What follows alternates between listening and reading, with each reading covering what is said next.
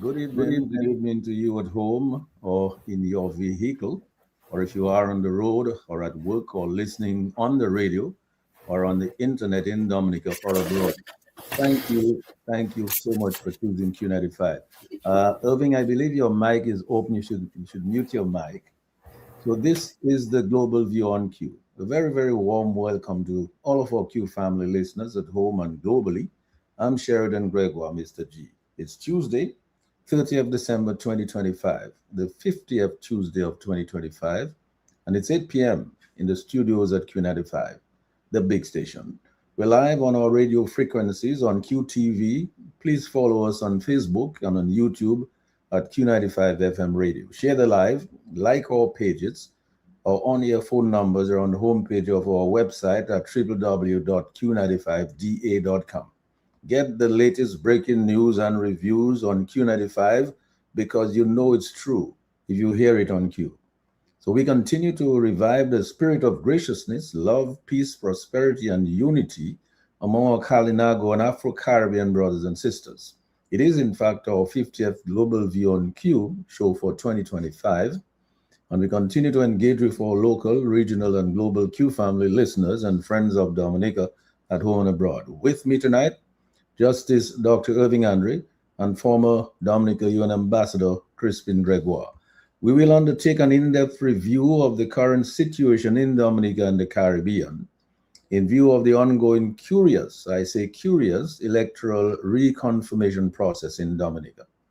The U.S. visa restrictions imposed on Dominica and Antigua and Barbuda due to concerns over their CBI programs.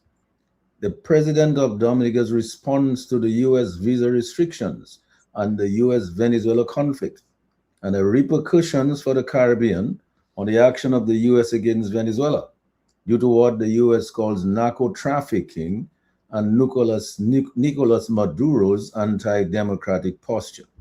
So, here are some issues and questions that we hope to deal with tonight. First, have we witnessed the confirmation of a clear intention to rig general elections in Dominica? Is the Electoral Commission complicit in a plan to rig Dominica's elections? Has the CBI program turned Dominica into a pariah state? Has it become synonymous with money laundering, theft, and unjust enrichment of the cronies of the political directorate? Has it reduced Dominica's standing in the international community? What are the implications of Dominica's Prime Minister's contradictory response to the U.S. visa restrictions? Is the response of Dominica's president to U.S. visa restrictions and the U.S. Venezuela conflict, is it helpful or even appropriate? And what is really going on at De Blanche? What is the real purpose of the excavations there? Is anything sacred in Dominica anymore? Does it appear imminent that Nicolas Maduro will be out of office in Venezuela in the not too distant future? And what is envisaged would be a new Venezuela government's attitude to collaborating with OECS countries. Will the OECS countries have to turn to Trinidad and Tobago for their fuel supplies in the near future? So we look forward to the contributions of Justice Dr. Irving Andre and former Dominica UN Ambassador Crispin Gregoire, and our listeners, callers, and viewers on the radio, on Facebook, or on YouTube, on our in-depth review of the current situation in Dominica and the Caribbean. In view of the curious, somebody's mic is open, please mute your mic. The Caribbean, curious ongoing electoral reconfirmation process in Dominica. The U.S. visa restrictions imposed on Dominica, Antigua, and Barbuda due to concerns over their CBI programs, the president of Dominica's response to the U.S. visa restrictions and the U.S. Venezuela conflict, the repercussions for the Caribbean on the action of the U.S. against Venezuela due to what the U.S. calls narco trafficking and Nicolas Maduro's anti democratic posture. So, as usual, we invite you, our Q family and friends of Dominica, to help us give our usual huge shout out and big thank you to our farmers, or healthcare providers, or frontline workers, or police and fire officers, teachers, doctors, nurses, public and private sector patriots, and friends of Dominica at home and abroad. And as I always say, we welcome each and every Dominican and friend of Dominica to the Global View on Q. We embrace you wherever you are, in every nook and cranny, in every village, in every community at home in Dominica, in the region, and globally.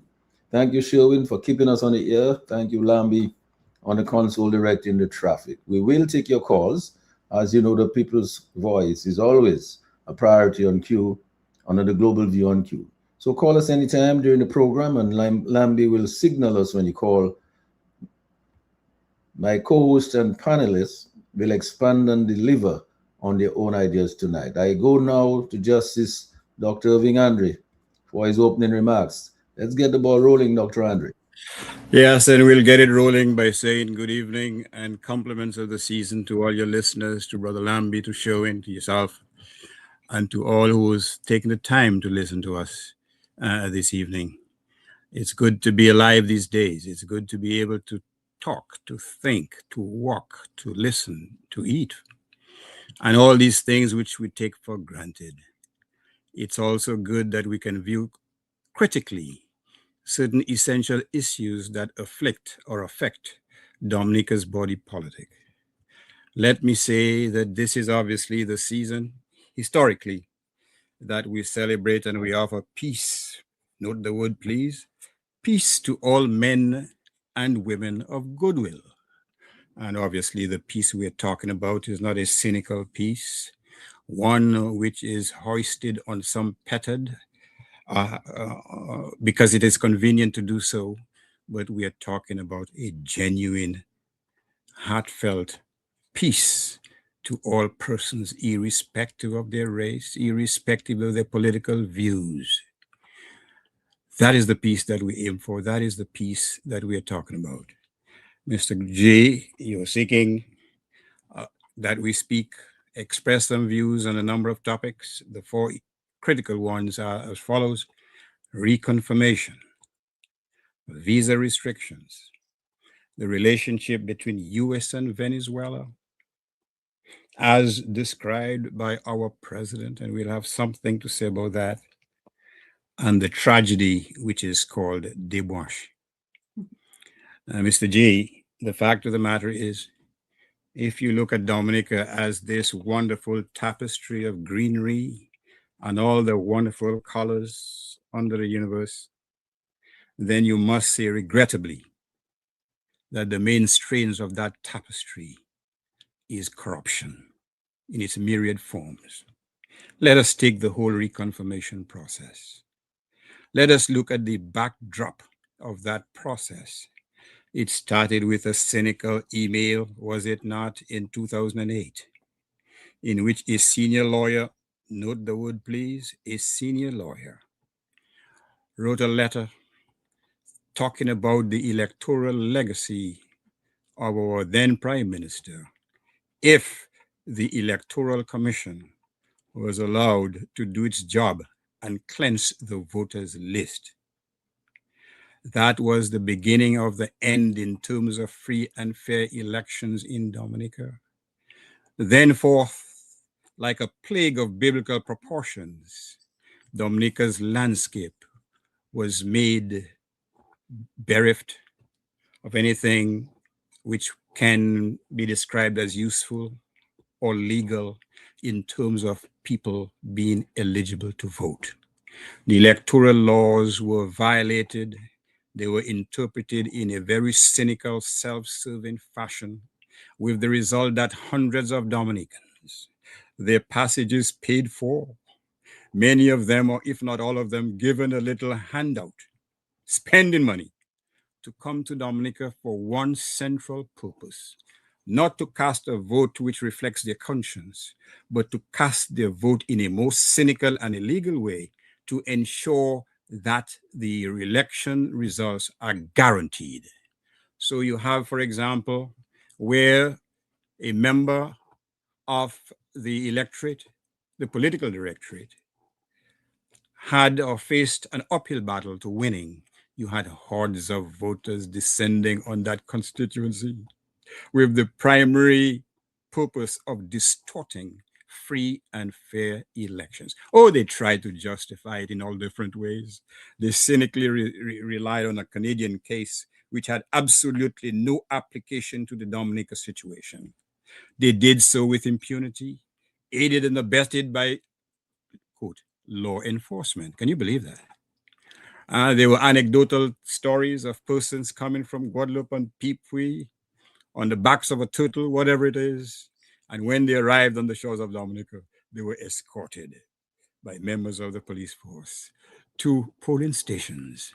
And so the whole electoral process became a farce. And you know what the cruel irony, Mr. G? 3 members of the Electoral Commission were senior members of the local bar. The 2 opposition members, they protested, but nothing came out of it. They were outgunned, they were outnumbered. And henceforth, we had farcical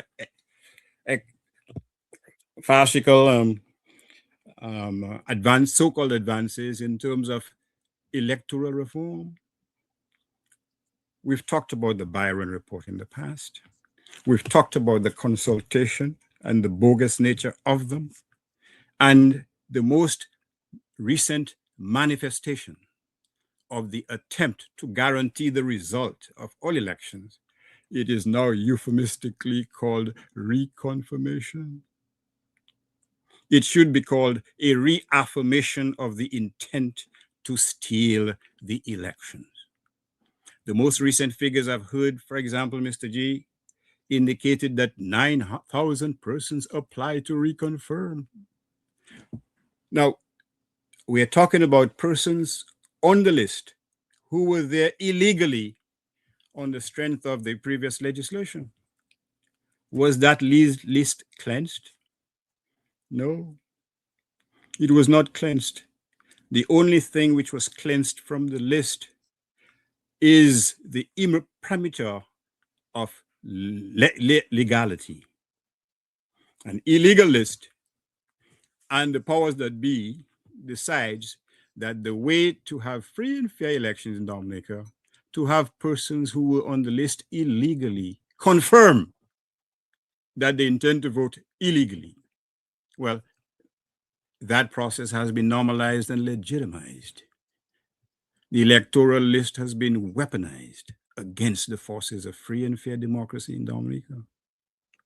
And of that 700 persons which the head of the Electoral Commission was taking credit for, an audit may reveal some rather strange results. Those who have been confirmed, I hasten to suggest, will be found to be disproportionately supporters of the political directorate. So this is as farcical as you can imagine. This whole process has been as farcical as you can imagine. And you may ask, or your listeners may ask, well, why is this obsession? Why is there an obsession to destroy free and fair elections in Dominica? To what end? Well, the justification is as clear as day, because we are living the bad consequences of that obsession to remain in power for an indefinite period. The whole question of selling Dominica's passports. I heard the president of the parliament, the speaker, saying, we don't sell passports. What a fool. What are you selling? Biscuits? Bananas? Shoe? You're selling passports. And Mr. G, you may ask, why do they love the sale of passports so much? What is it about it that they love? The answer is clear, Mr. G. Remember the Al Jazeera report? You remember the assistant of Al-Fared, what he said? They are hungry hyenas. 90% of the net proceeds of sale of these passports go into their pockets or into their so-called investments, while 10% inure to the benefit of Dominicans. 10%, Mr. G. You remember what Ralph Gonzalez said? Who was Ralph Gonzalez? I even forgot who he was. You know what he said? And sometimes we praise him because he declared that he has no interest in doing that. He said he has no interest in doing that because they're thieving the money. That's what he said. But as so many of these West Indians are, he was referring specifically to the leader of the opposition in St. Vincent. He wouldn't dare say that about our own prime minister because they operate like a club of dons, mafia dons. We don't see, we don't hear. The only thing these leaders can see these days is the US seeking to put barricades on Venezuela, but we'll come to that in a minute. And so they want to operate with great impunity. They want to be able to help themselves to the net proceeds of sale of the passports with impunity, despite the fact that the Constitution states clearly that those proceeds or the sale of state assets should be deposited into Dominica's consolidated fund. You know, I know, your listeners know right now that that ain't happening in Dominica. But it's interesting, Mr. G.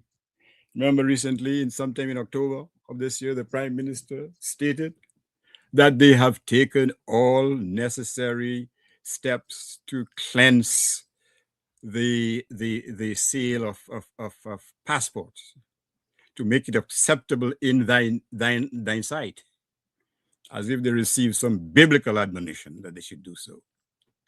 So the Prime Minister talked about, well, he wants to make sure that those who purchase passports will spend, at least live in Dominica for a short period. Will ensure or do background checks, Mr. G. Now we know the number of crooks who've ended up with Dominican passports. But Mr. G, there was one 800-pound gorilla in that room of due diligence the Prime Minister was speaking of. And we know that gorilla, you know what it is? It is this. They will not touch with a 10-foot pole the obsession to diverting much of the proceeds of sales of Dominican passports into the hands of cronies who undertake to build hotels at a time when the occupancy rate in Dominica hovers, according to the experts, below 20%. Anecdotally speaking, we know that is true because one visitor to Dominica who stayed at that hotel going to Bell Hall, Intercontinental, my dear, he wrote about how it was like a ghost town.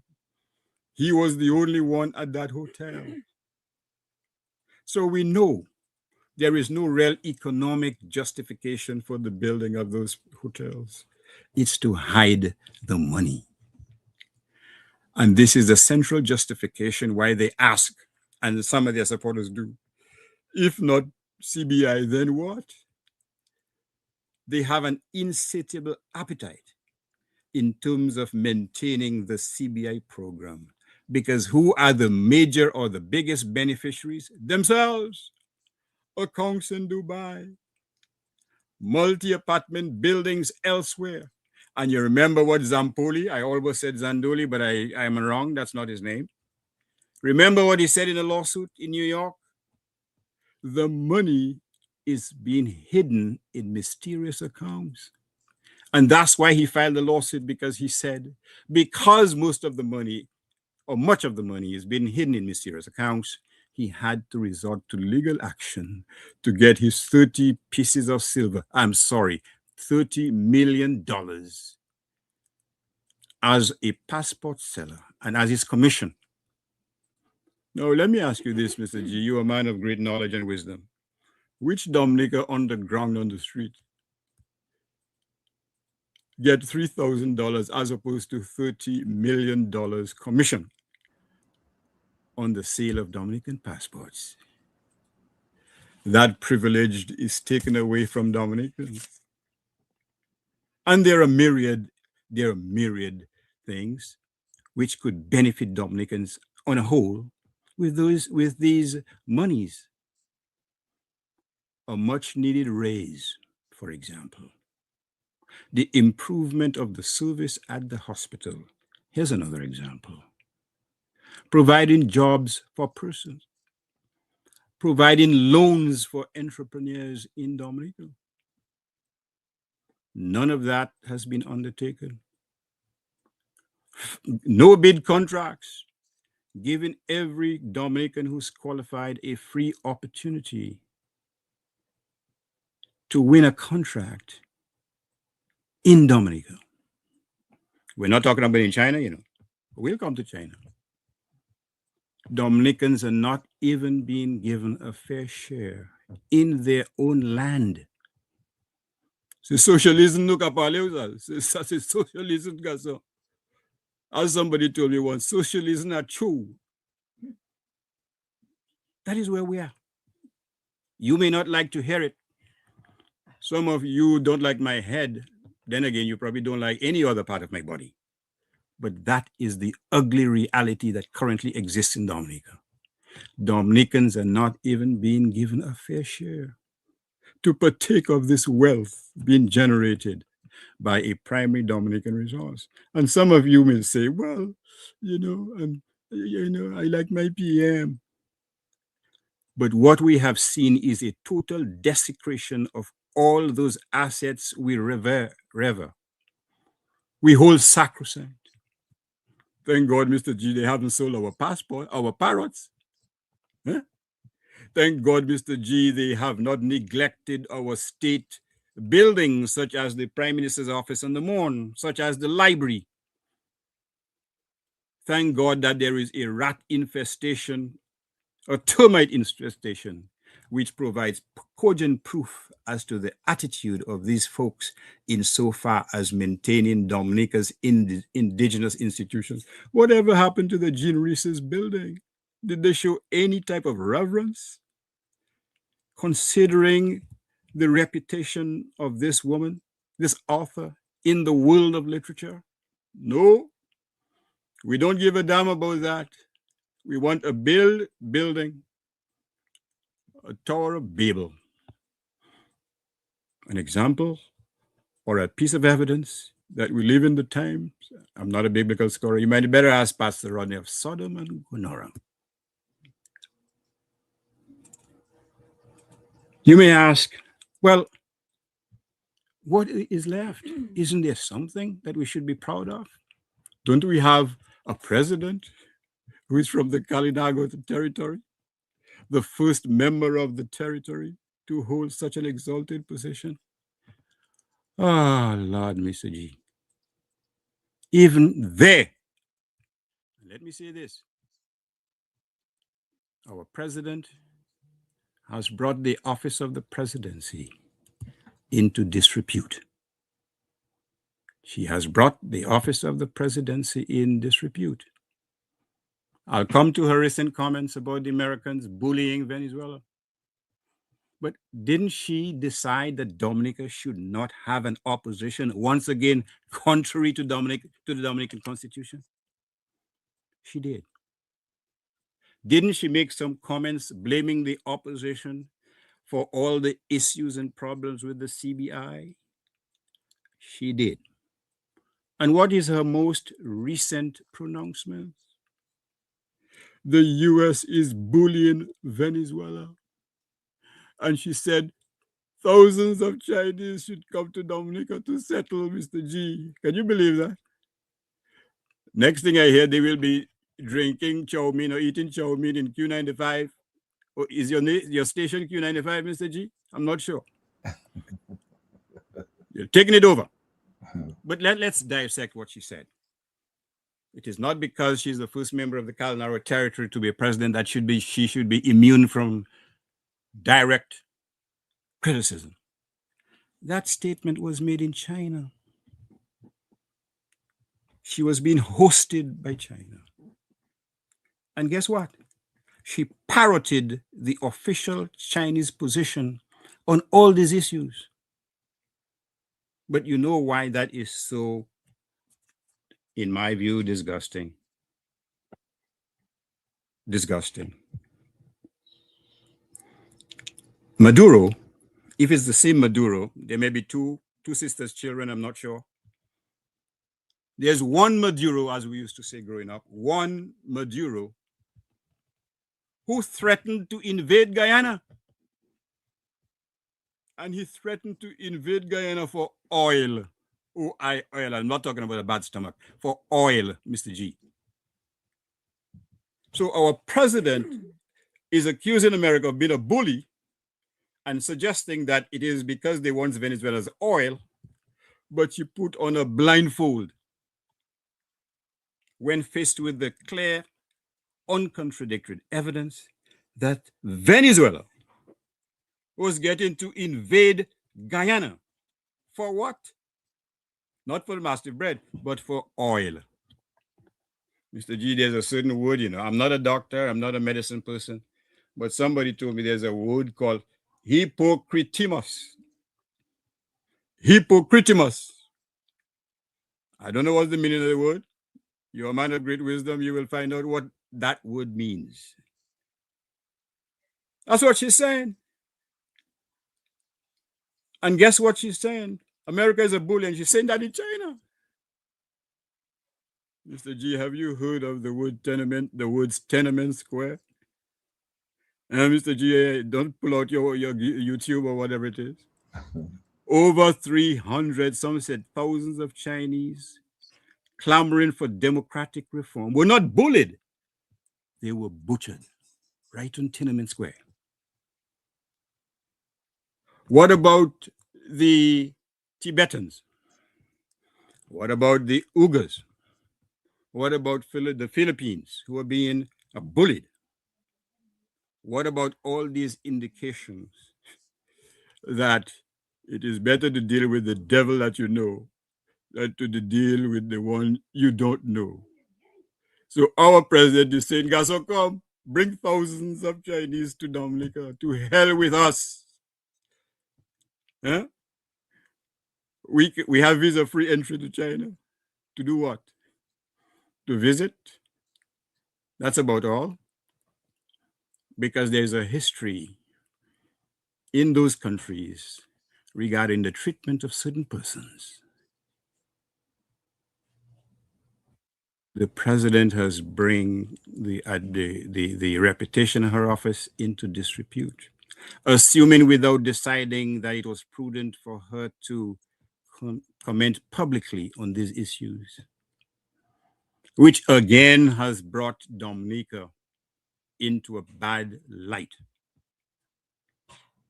But she's blundered into that discussion because we are Siamese twins, Dominica and China. You may ask also, Mr. G, why this fascination with Venezuela? Why indeed?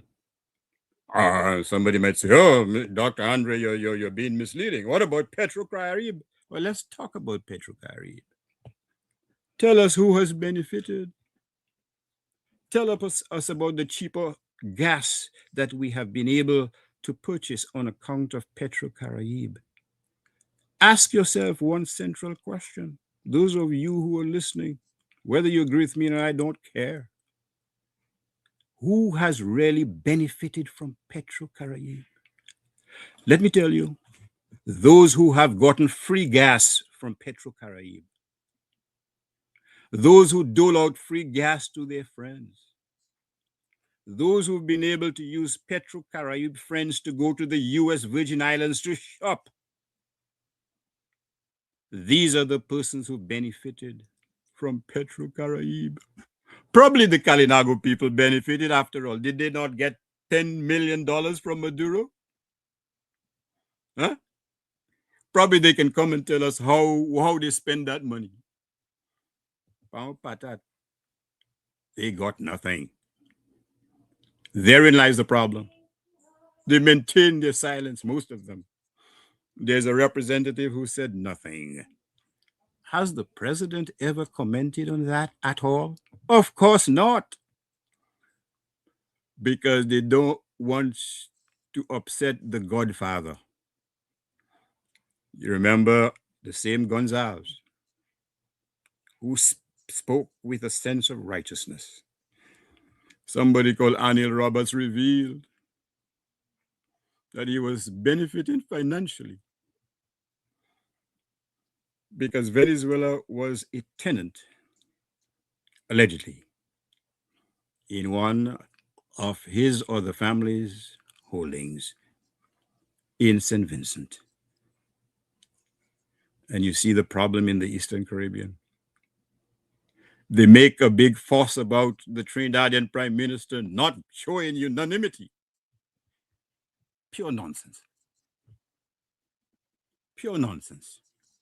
How can the Eastern Caribbean islands, Dominica included, not be concerned about the influx of drugs, gangs, guns in Dominica, all inextricably linked to the importation of cocaine into the country? How can we afford not to be concerned about that? How can we afford not to be concerned about the unchecked killings of young persons, disproportionately male in Dominica? How can we not be concerned that there has been no lessening of the importation surreptitiously of cocaine into Dominica? How can we not be concerned about these consequences of this trifecta of evils on Dominican society?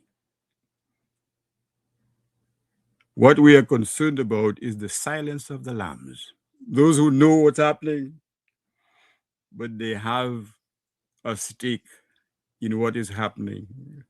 So they say no more. They hide behind fences, behind dogs. They say no more. The political directorate hide behind guards, bodyguards. So they are insulated from this thing. If a son commits an offense, allegedly, traffic motor accident, guess what, Mr. G? I hope you believe in miracles. He receives a diplomatic passport and is whisked out of Dominica. I mean, how worse can this thing get? This is a cancer that it has metastasized and is eating away the body politic. But what about Debranche?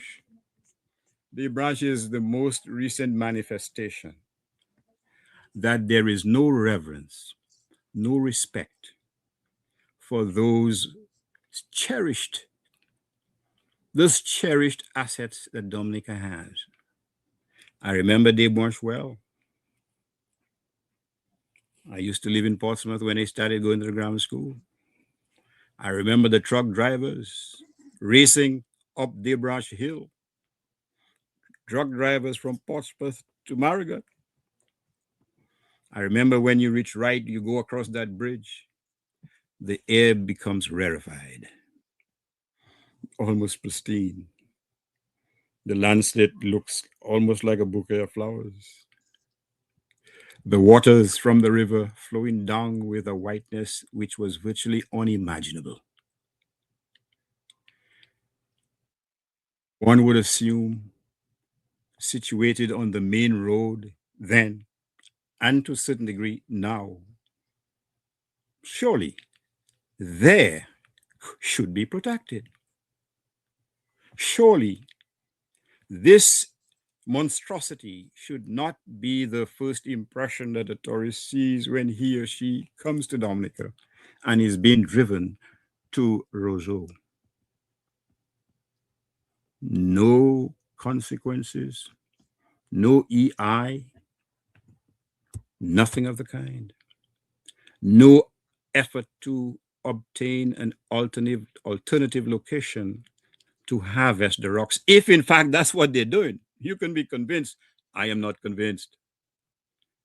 And bear in mind one thing. You Google a phrase, mining in Africa, by the same country, and one theme emerges in virtually every report in virtually every country in Africa: the environmental damage occasioned by these types of activities. With impunity, mind you, because there's always, I think Dai said it best, another leader who is waiting with arms outstretched to receive lucre from an oppressor. And there are always, in some cases, heads of government who is turning the other cheek, irrespective of the fact that her own community perhaps will be the biggest loser of that type of activity. So bear in mind, let me finish as I started. These things are all tied, have all been woven into the tapestry that we call Dominica. We've allowed it to fester. With respect to the visa requirements, Mr. G, their visa suspensions, I listened with great interest.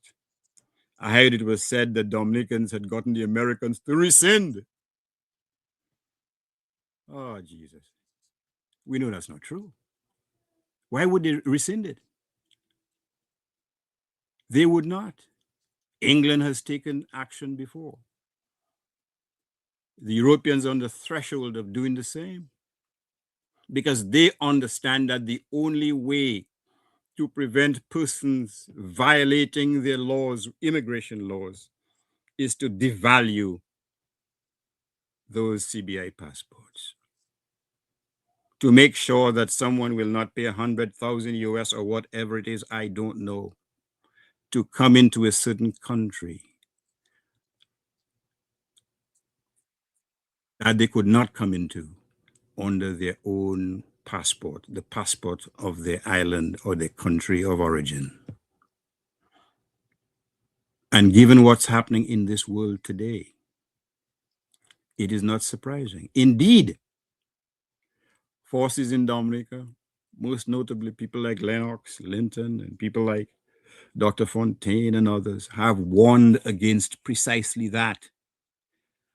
Mr. G, what reaction did they receive? You think they would be lauded for their patriotism? No. The leaders told their supporters, when you see them, go up to their faces and noses and call them traitor. They also told them, if they come to your homes, throw hot water on them. The only thing, the only good result of these suspensions, not the only, well, the only, yes, because disproportionately, these suspensions are going to hurt hardworking Dominicans who have a legitimate reason for going to the States because they have family there, because they need to supplement their meager incomes. They need to go for medical treatment. Their children need to go to school. The only possible result that we can be happy about, Mr. G, is that many of those who were so willing, who had jettisoned and thrown away their morals to receive a few dollars more to come to Dominica to vote, disproportionately, from what I've been told, a large number only had green cards to the United States, Mr. G. So I'm waiting to see, probably I'll buy some popcorn. I'm waiting to see how many of those who have just green cards as opposed to US citizens will run the risk of coming to Dominica to enable the political directorate to yet again steal another general election. You remember some of them? Oh, they're patriotic. Nobody will stop them. Well, I'm waiting for you. Nobody will stop them from coming to vote. It's their right, something they were born with. A bunch of hogwash. But I'm waiting to see them. Many of them in the USVI, many of them in New York and other places, Miami and so on, are waiting with bated breath to see them come down, and are waiting to see the reception they get when they try to return to America. As my nephew would say, it's good for you. It's good for you. You cannot impose a hardship on Dominicans whose salaries disproportionately are the lowest in the Eastern Caribbean, many of whom haven't received help, not even to renovate their homes after the destruction of Hurricane Maria. These are the people you're sticking it to by talking about your democratic rights? Huh? You think democratic rights is a packet of chiclets at a supermarket next to the police station? That is the democratic rights you're talking about. You're sticking it to Dominicans on the ground. What does Pastor Rodney say? I can't remember, G. You shall reap what you sow. And what you will be reaping is not Baba Ule, quite frankly. You will be reaping the fruits of your misdeeds. So I waited for the next one. So there we have it, Mr. G, in summary. We're at a very perilous state in the history of Dominica. Persons have been victimized for no reason at all. Persons have been victimized because a cousin or son, what's the name of it again? Do not vote for the party. Or there's a perception that they do not support the party. They've been punished on account of this.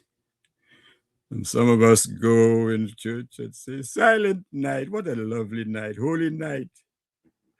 All is bright. Can you believe that? All is bright, all is nice. Because they've drawn a curtain against gross wrongdoing, which we have never witnessed in the annals of Dominican history. That is where we are. Thank you. Thank you, Dr. Andre, for your opening comments here tonight.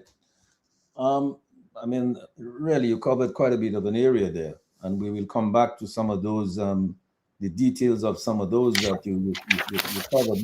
But Crispin, let me go to you now. I mean, among the other things that you're going to be commenting on, because I know that you have a number of things that you want to comment on. I wanted to ask you if you could make a comment on this while you give your remarks. Has the CBI program turned Dominica into a pariah state? Has it become synonymous with money laundering and theft and unjust enrichment of the cronies of political directory? Has it reduced Dominica's standing in the international community? See, if you could, in fact, just bear with us and maybe make some comments on this, among all the other things that you're going to comment on. Over to you. Yes. Good evening, Mr. G.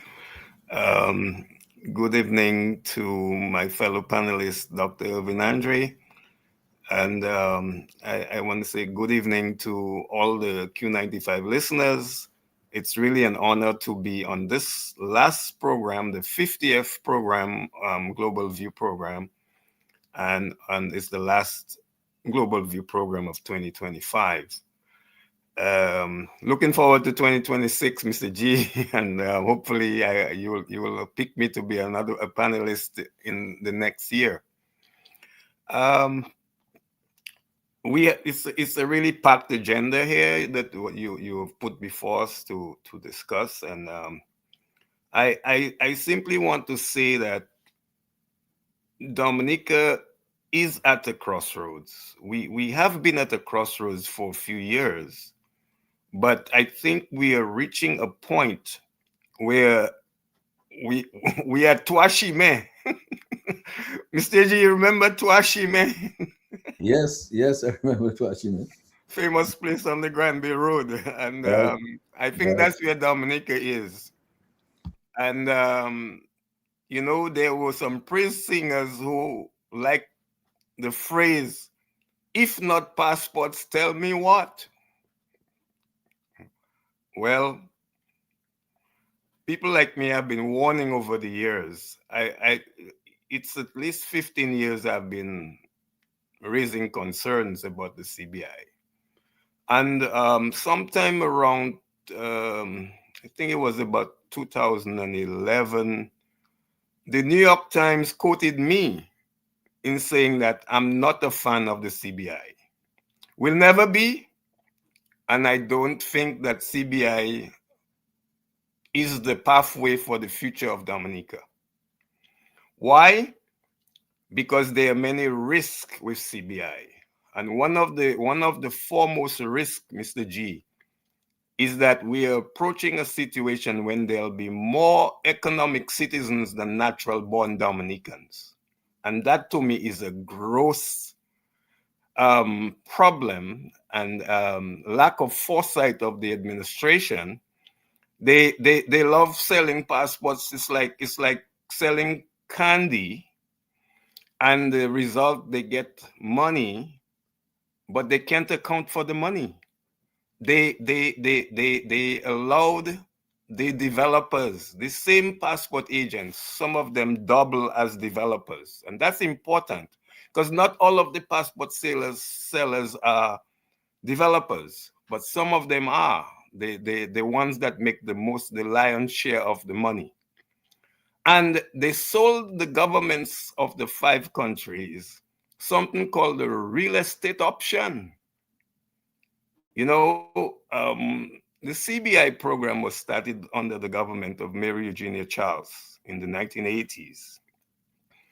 I think that maybe St. Kitts had a program before us. I don't know that history that well, but all I know is that it started during the administration of Prime Minister Mary Eugenia Charles.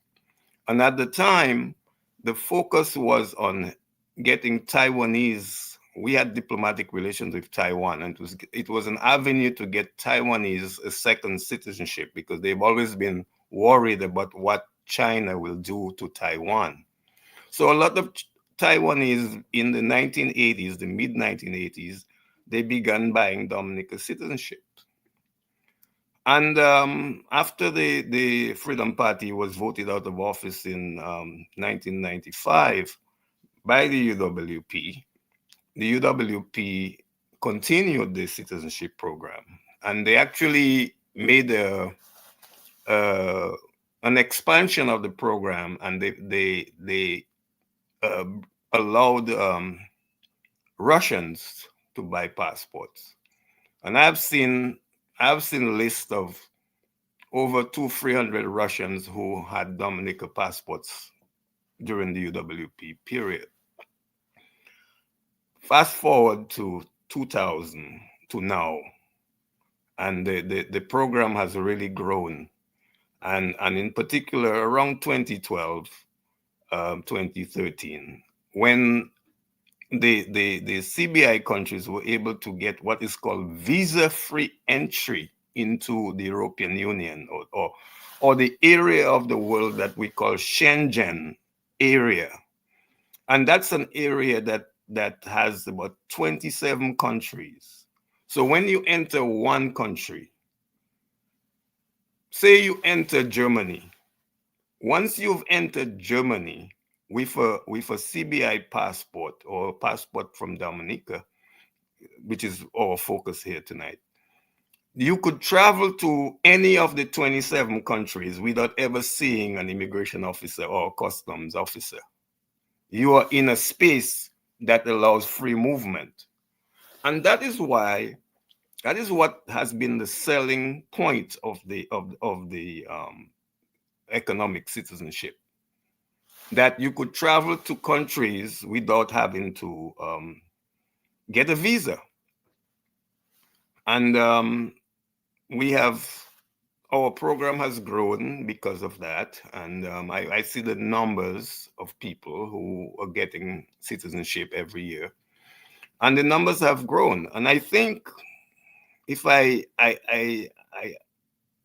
I'm reluctant to say a figure, but I believe that close to 50,000 passports have been sold by the Dominica government.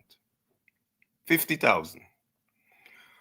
Mr. G, I understand that the population of Dominica has declined to about 60-something thousand. So it means that very soon there'll be more economic citizens than natural-born Dominicans. And that's worrying. That's really, we're gonna become a minority in our own country. A country that we struggled. Let me say something about that country called Dominica. As many of you know, and for those of you who don't know, Dominica was one of the 2 last islands to be colonized. thanks to the indigenous people of Dominica and the indigenous people of St. Vincent and the Grenadines, who fought a protracted struggle for more than a century to ensure that these two islands will not be taken over by the Europeans. And the Europeans, they respected that. So much so that they declared Dominica and St. Vincent and the Grenadines as the neutral islands, and they left it to the two indigenous tribes, the one in Dominica, the Kalinago, and the Kalinago of St. Vincent and the Grenadines. And you will add to that another name from St. Vincent called the Garifuna. And the Garifuna, they're basically Kalinagos mixed with African. Now, the one difference between St. Vincent and Dominica is that the British deported over 5,000 Kalinagos from St. Vincent to Honduras in 1797. But they didn't touch the Dominican Kalinago. They left them to their own exploits, thinking that they would become an insignificant tribe, and maybe by the 21st century, they would have disappeared from the face of the earth. But that was not to be. Today, we have almost 4,000 Kalinagos and the pride and joy of the country called Dominica.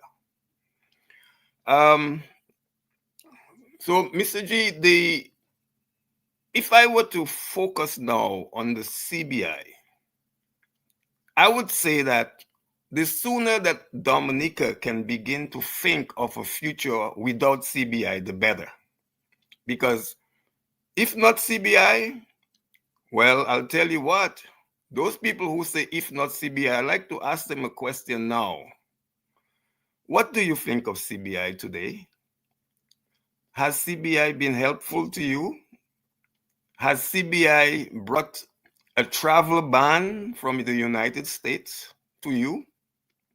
Has CBI begun to affect your permanent residents and people aspiring to be citizens of the US? Has CBI helped them? The answer to that is no. And it's just so fascinating that here we are just 2 days before the year ends, and Dominica is very high on the mind of the world because we've been mentioned as one of the countries for which the US has put a travel ban. And that is a serious development in my view, because never in my lifetime have I ever seen the United States take an action like that in the Caribbean. Mr. G, on the 16th of December, 2025, just about 2 weeks ago, US President Donald Trump, he put forward a proclamation whose number is 10949.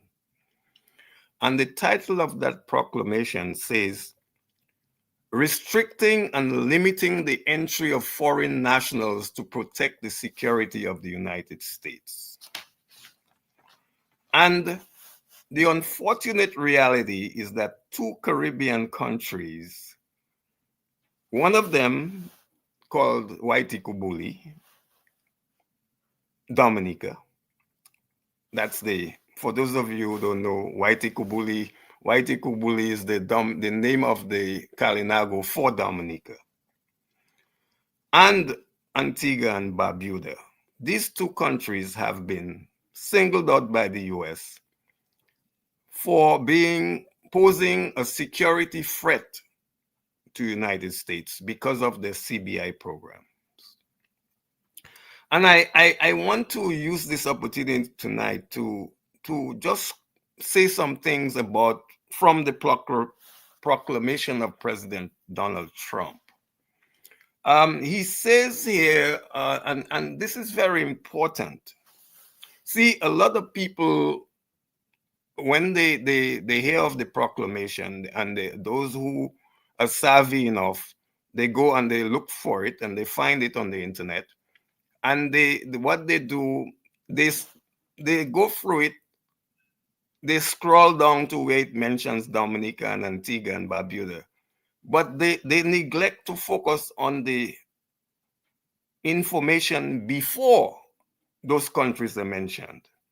Now, I should point out that we are the only two countries in the Caribbean that have been put on this travel ban.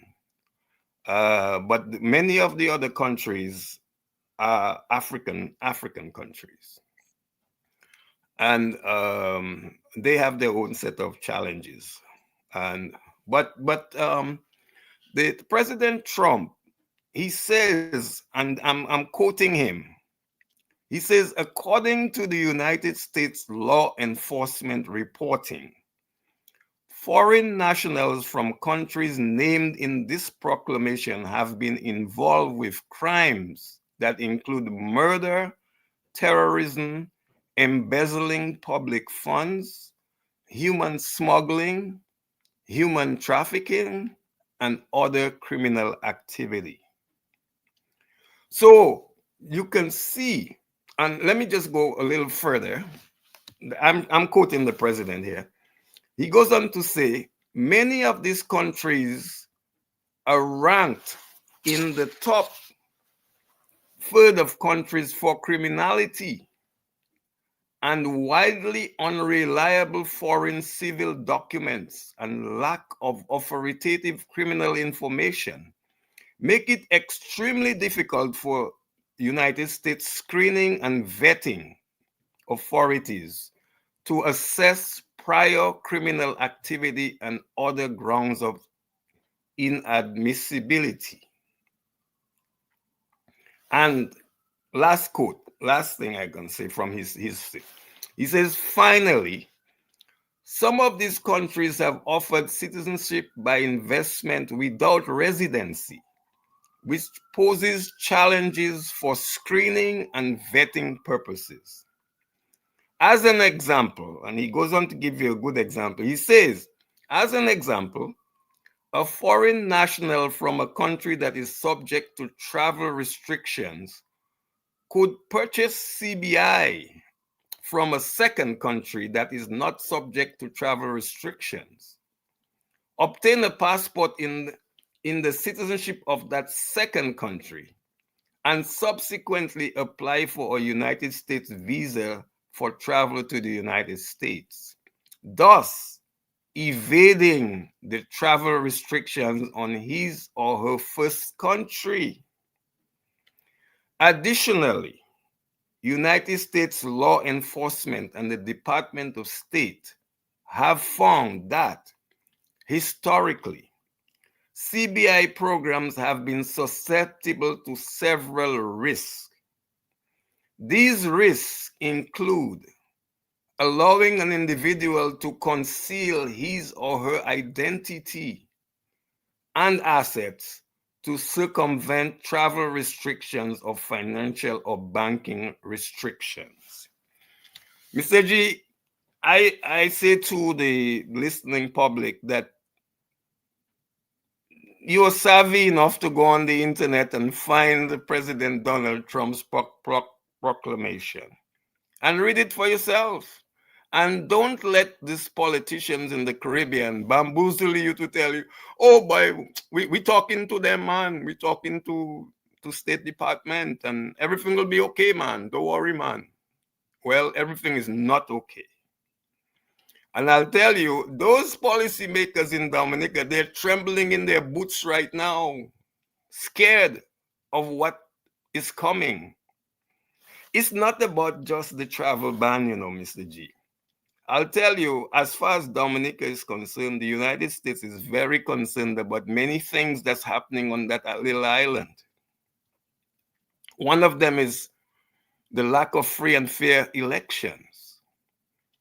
In 2019, the US ambassador to the OAS, at the OAS General Assembly, said that Dominica should not. They had a General Assembly meeting on Dominica's elections in 2019, and the U.S. and that was President Donald Trump's government. They said that Dominica should not hold an election until it has done a comprehensive electoral reform. The government ignored that. They say, oh, we don't care about Donald Trump and his government. Well, one of the people who got very interested in that, a senator from Florida, his name was Senator Marco Rubio.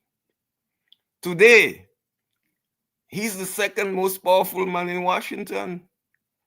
He's the Secretary of State. He is the National Security Advisor to the President.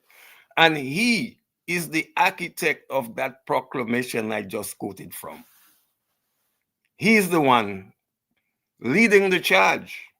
Of course, the president is his boss, but the president listens to him. And I'll tell you one thing, he knows a lot about Dominica, more than you think, than any one of these other islands before he became Secretary of State.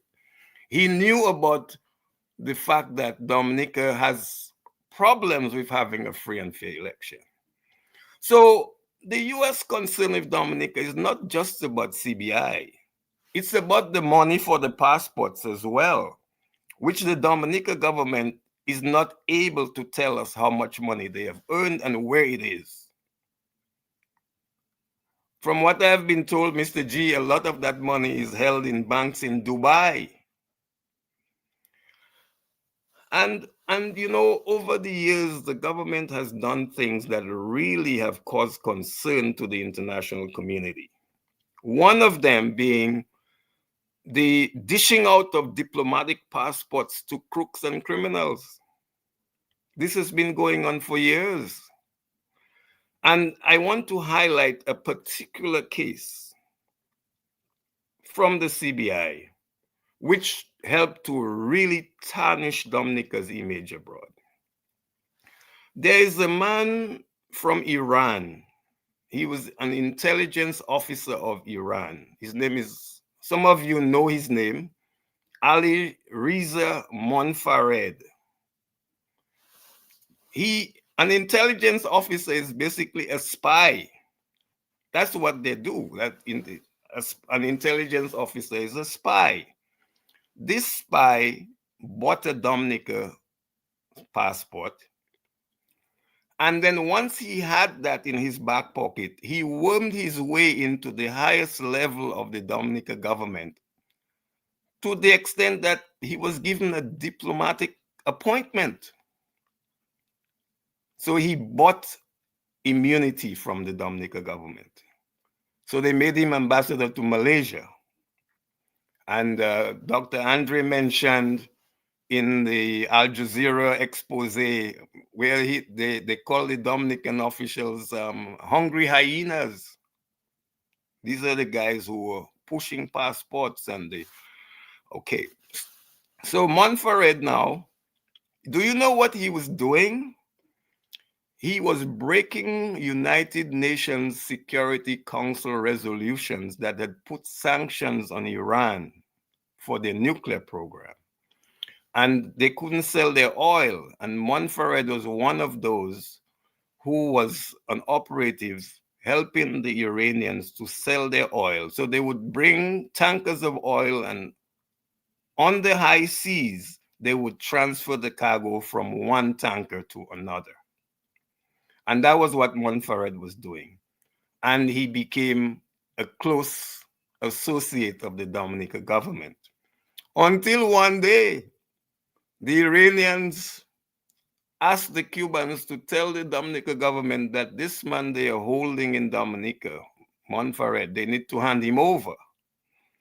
So you know what the Dominican government did? They said to him, Monfared, you better leave our shore and go to the Dominican Republic, thinking that they can confuse the Iranians in Because the Iranians told the Cubans, if they don't send Montferrat back, if Dominica does not send Montferrat back, they will come to Dominica to get him. And when the Dominica government got that information, they told Montferrat to leave, time for you to leave, partner. And I heard that Montferrat even left bills in Dominica unpaid. Dr. Andre might know a little bit about that. So Montferrat now gave them a really, really bad image, because now Interpol was looking for Montferrat. And one day, while Montferrat in his little villa in the Dominican Republic, he heard a knock on his door. It was Interpol. And they said, partner, your time, you going to back home in handcuffs, because the Iranian government wanted you. And Mr. Montferrat, I believe he's in jail. I don't know if he got out, but I know that his boss, who had stolen over $1 billion from the Iranian government, he was sentenced to death, but he agreed to pay, and he paid the $1 billion. But I have to commend Pat Aaron and King Dice for their song My Dominica Trade House, because Montferrat's story is well documented in that song. A brilliant piece of work by Pat Aaron and King Dice. So I just wanted to highlight one thing that brought about the concerns of the international community. So the diplomatic passports, selling immunity. You don't do that. You don't sell diplomatic immunity. And that has been a feature of our country. I mean, there are all of these diplomats, Dominica diplomats. Well, I used to be one of them, but they kicked me out. And you know, Mr. G, you know what I did when they kicked me out? I gave them back the diplomatic passport, because I don't need it. I don't need the Dominica diplomatic passport, because you're suspect when you have one. You're crossing a border post in Germany or Denmark with a Dominica diplomatic passport. They really wonder, well, what is it you do for the Dominican government? I didn't want to be in that boat. I prefer my local Dominica passport. That's what I travel with, Mr. G, and sometimes a US passport. So I would say that CBI has really put a blemish on our country, a blemish that we shouldn't have. I'm not saying that we shouldn't sell some citizenship, but when you're selling citizenship like it's hotcakes, you're selling on the Bayfront, and then you create a situation where you have almost more economic citizens than your own natural born population, you have a problem. These politicians, they don't care, because they know that in another 5 years they will not be in office. So they're just doing what they think is best. And I hear that they're trying to build an airport in Wesley with CBI money, which I don't believe. I never believed that. Simply because when that agreement was signed with MMCE to be the builder of the airport, supposedly they would be selling citizenships to finance that airport. Well, I'll tell you, if they had to build that airport on CBI, they would have to sell at least 75,000 passports, far surpassing the population of Dominica. And what will that mean for the youth of Dominica futuristically? These high net worth people who have our passports, they can buy up the whole island in no time. And then you won't have a possibility of buying land in your own country. These are the risks, Mr. G, of this CBI program. And that's why I have never been a fan of the CBI and will never, ever be a fan of the CBI.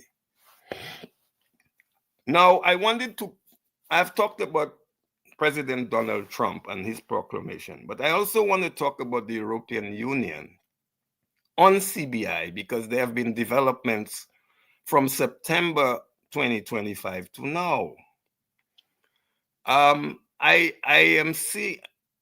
saw last week a headline that said, having a CBI program is in itself grounds for visa suspension. That's what an EU official is saying. Having a CBI program is in itself grounds for visa suspension. And there's a report called it's the 8th annual visa suspension mechanism report of the European Commission, just published in the month of December, early in December. It says Caribbean CBI programs should tighten vetting. That means tighten the scrutiny of their programs, pending discontinuation of those schemes. That's very important. Let me just go back and underscore that. Caribbean CBI programs should tighten vetting, pending discontinuation of those schemes, reads this report of the European Union. And it goes on to say, these schemes in itself is a ground for suspending visa-free status of third countries. So the European Union is now looking at CBI as a threat to their security, just like the United States as president is saying that these CBI programs is beginning to put forward threats to their security. And they're not going to allow CBI to survive very longer. In fact, in February, President Donald Trump's special envoy for Latin America and the Caribbean, Richard Grenell, in an interview in Guyana, he said that it's time for these Caribbean countries to end those CBI programs once and for all. And I think everything suggests to me that they are moving quickly. And what they have done to put a travel ban on Dominica and a travel ban on Antigua Barbuda is the beginning of the kind of pressure that the US is going to bring to bear on these two governments right now are under the gun of the United States. And I would hate to be there. I'll tell you that. If I was in government, I would hate to see that situation where the US is now saying to me that what I'm doing is deficient and is threatening their security. That's just. You've muted your mic. You need to unmute your mic, Crispin.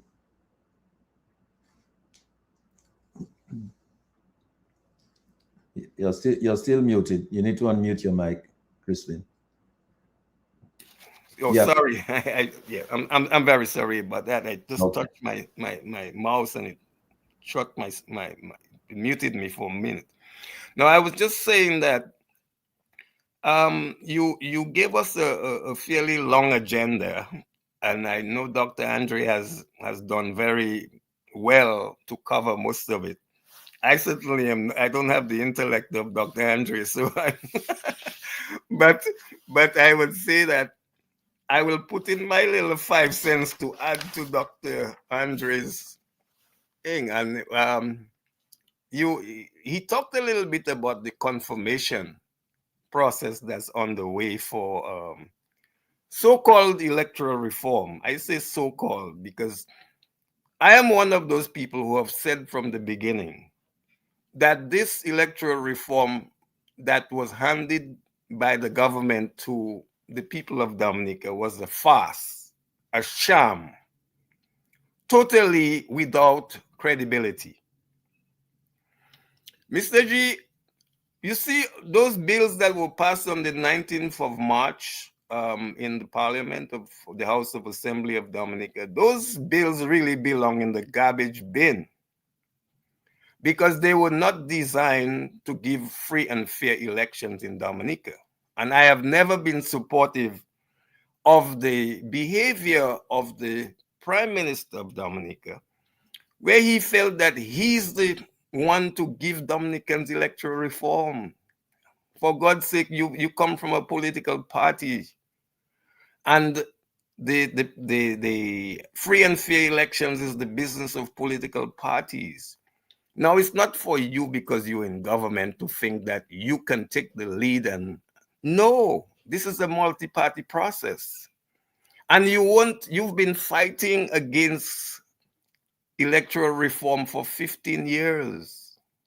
You've used force against people who want free and fair elections.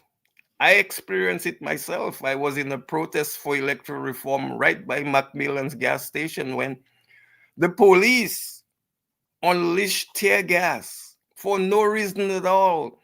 15 minutes before the rally is over is when they chose to do this.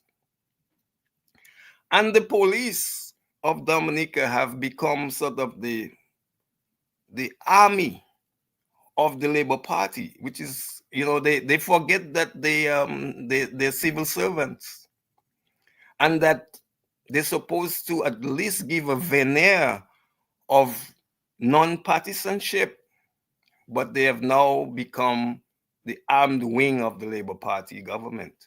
And that, the international community is very, very well aware of that. This was before the Human Rights Committee of the UN, the Human Rights Council of the UN. And recently, in April, the Inter-American Commission on Human Rights pronounced on Dominica's electoral reform process, saying that, what the government is doing is illegal and violating the international treaties and obligations that they have signed. So really things are not. Dominica is really at the crossroads. Dominica vive en trois chemins. Ever si nous pas fait que choix, place là que puis di fait. What I'm saying in English, Dominica has reached a crossroads at three roads, trampling on rights of citizens. And if we don't take action, the country will explode. We'll have a civil conflict. We'll have a civil war. We don't want that. And this is all the combination of all of these things: CBI, bad elections, lack of accountability of the money from the CBI,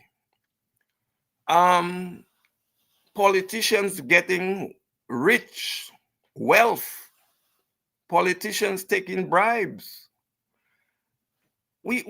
Our country is in a cesspool. And I'll tell you one thing: the United States government of Donald Trump, as much as I have my own concerns with some of the things that they're trying to do, but they're going to assert their power in the Caribbean. And that is the new development for 2025. Mr. G, you also ask us to talk about the enrichment of cronies of the political directorate. Let's leave that. Let's leave that on when we come back. Okay.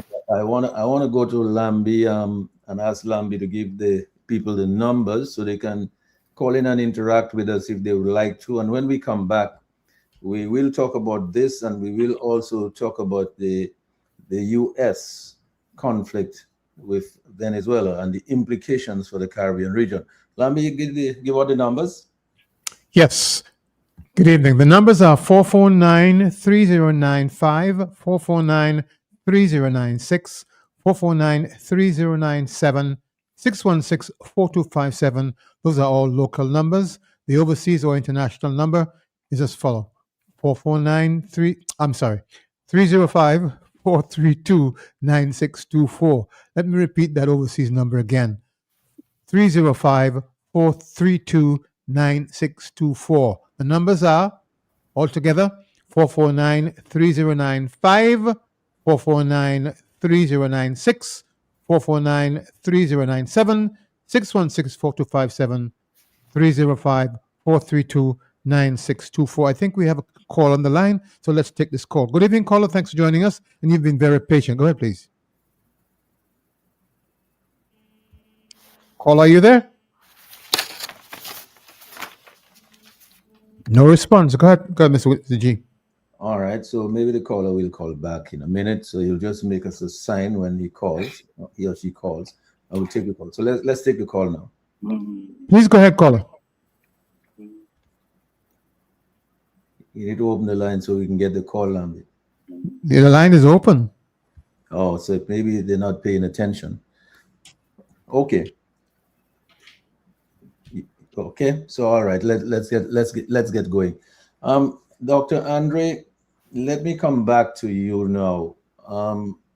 You heard Crispin's comments about the CBI, and you heard his comments about these diplomatic passports, this diplomatic immunity that has been given to some of these people. We all know that this man, Alain Montfared, spent a considerable amount of time at Mont Daniel until he was moved over to the Dominican Republic before he was eventually taken over to Iran. Now, but I just wanted to ask you this, because what we see now that is happening in the region now is that the U.S. has. Alam, you want to take a call? Yes. Go ahead. Good evening, caller. Go ahead, please. Good evening to you, Lambert, and good evening to Mr. G, Dr. Andre, and Ambassador Gregoire, and whoever else you have with you, and your listeners at home and abroad. I just want to commend you, Mr. G, and Mr. Dr. Andre, and Ambassador Gregoire, and all those who have been part of the Global View family for the flood that you have paid in 2025, enlightening Dominican people at home and abroad, and the world at large, as to what is happening in Dominica, and of course, the whole effort that you all have brought in terms of good and accountable governance. I mean, when you love your country, you live in your country, whether you are home or abroad, you always want the right thing to happen to your country and for your country and its people. And when there is a matter affecting the country and you raise it, it's not that you're against a government, you're against the prime minister, you're against the cabinet, you're against the wrong things. And if a government is wise, there's very good ideas and good suggestions and cautions that have been coming through from all of these talk shows that have been here on Q95 is a good lesson that NFCS government would take as a guide to do the right thing and so on. And there are persons who believe when you speak and you criticize something that is wrong, that you're against somebody. No, you are for your country and you want the right things to happen. In fact, floating point is the whole question of housing. The people who have gotten housing over the past months in 2025 is because Lennox Linton and the opposition spoke about the money that was missing, and the government rushed to do these houses so that they could kind of, if you like, save themselves.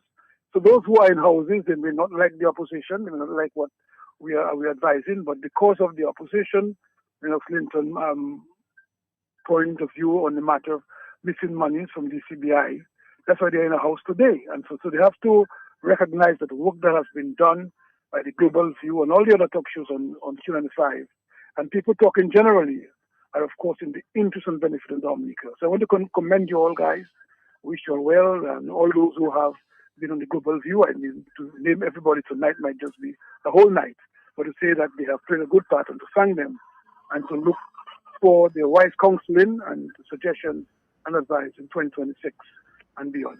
Thank you so much, and God bless you all. Yeah, thanks a lot, and God bless as well. You want to take another call, Lambi? Yes. Good evening, caller. Please go ahead.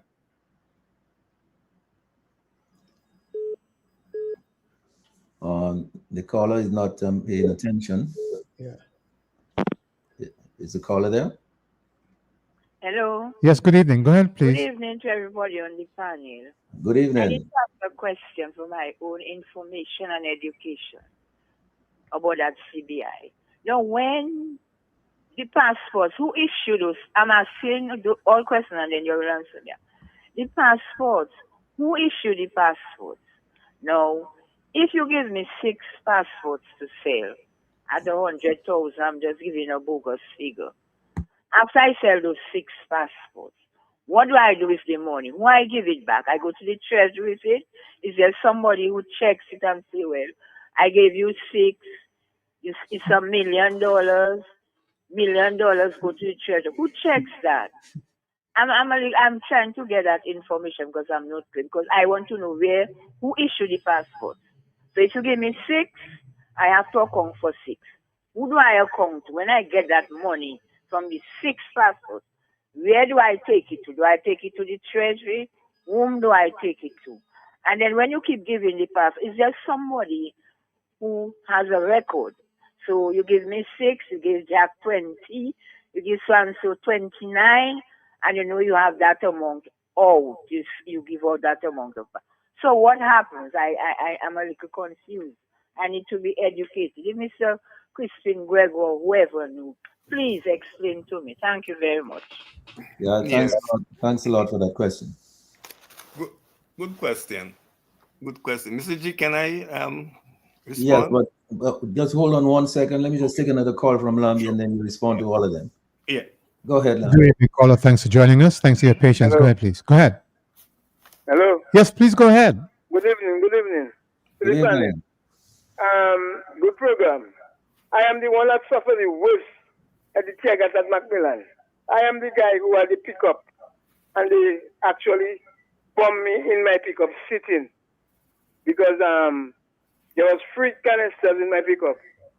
Just before that, then I was sitting in the vehicle, and when they bombed me, I had a cough, but it couldn't hold the water, so I fell, jumped off right, and I was on my bonnet dying. It's a lady who came and poured water on my head, and then I revived. That is Lennox's brother, girlfriend. Mr. Gregor was there. He came and he was interviewing me and so forth. I was the worst.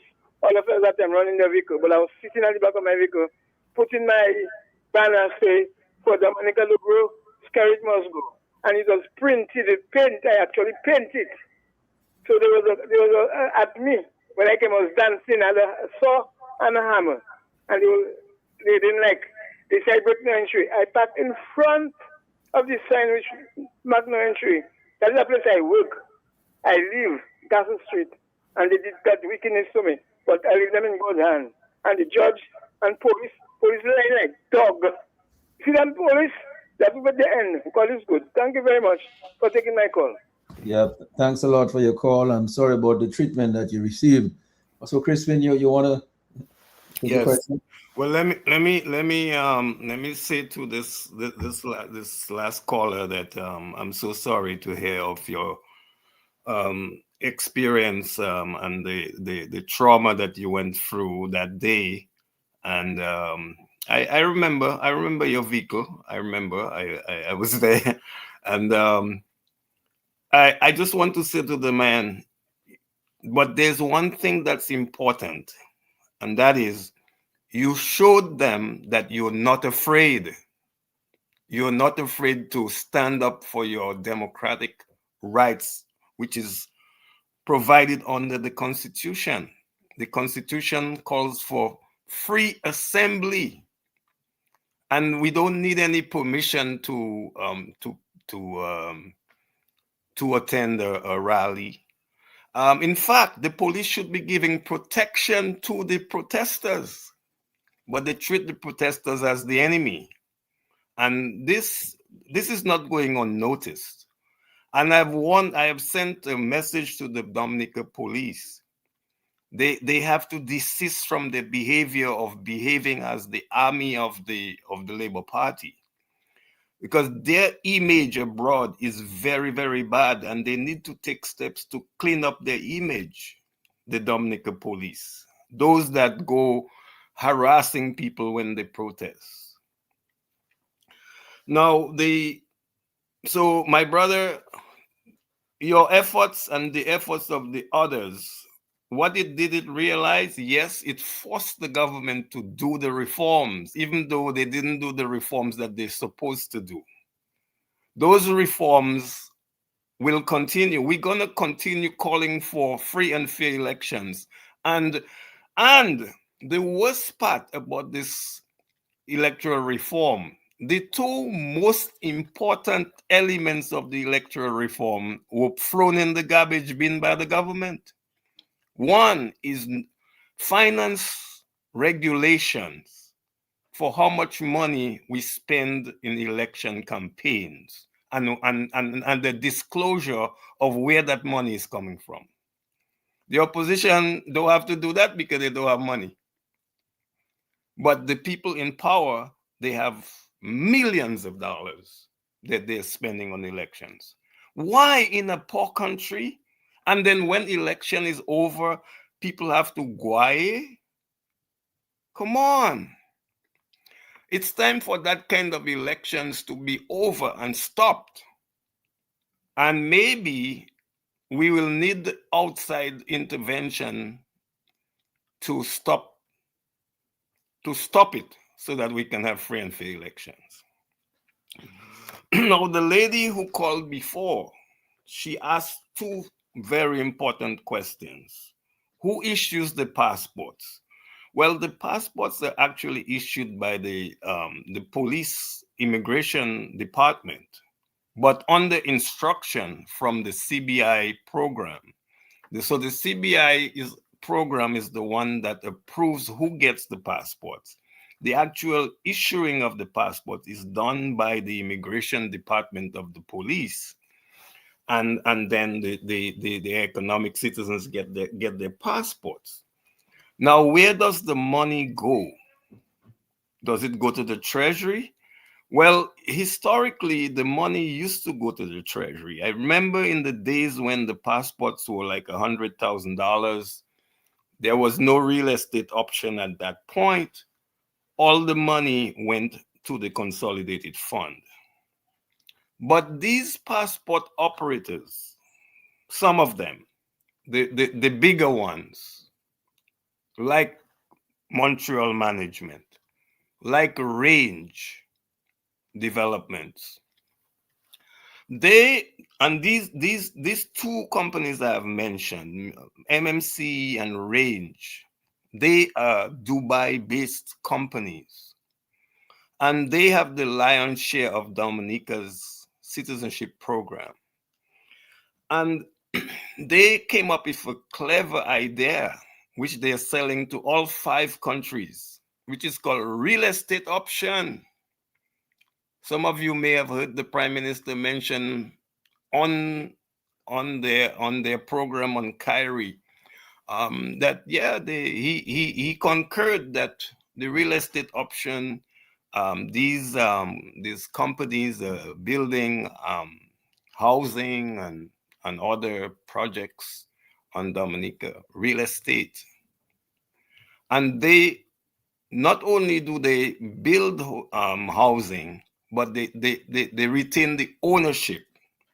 They tell you it's the government that is these are government housing, but these are housing built by these companies, and they are the ones holding the lion's share of the money. So they don't have to send that money to the treasury. That money goes into building a real estate asset like a hotel, and that's what they love to build, hotels. You saw one hotel that was recently opened in October at Castle Comfort. I really want to know who owns that hotel, because I don't think it's the so-called developer who is a civil servant. He's not the owner of that hotel. But he should tell us who really owns that hotel. I put the onus on him to tell us who really owns that hotel.